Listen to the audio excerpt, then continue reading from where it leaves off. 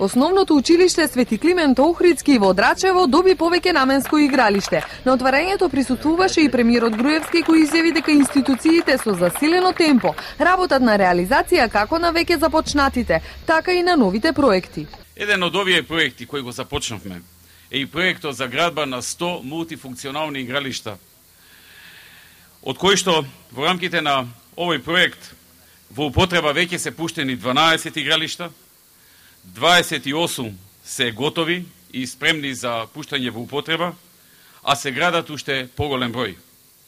Овој проект е дел од една низа на капитални проекти во спортот, какви што нашата држава не памети.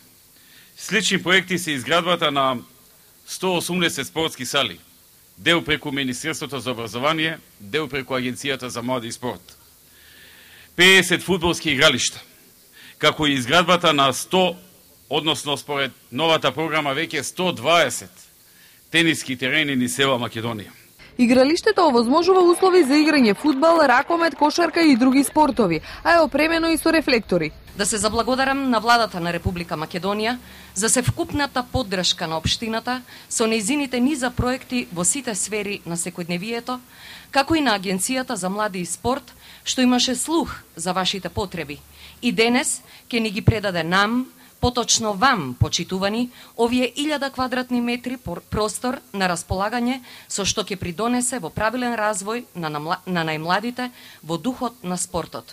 Вложувањето на владата на Република Македонија и Агенцијата за млади и спорт преку создавање на инфраструктурни услови за развој на спортот е со единствена цел да се создадат нови спортски ѕвезди кои ќе представуваат Македонија на европските и светските надпреварувања.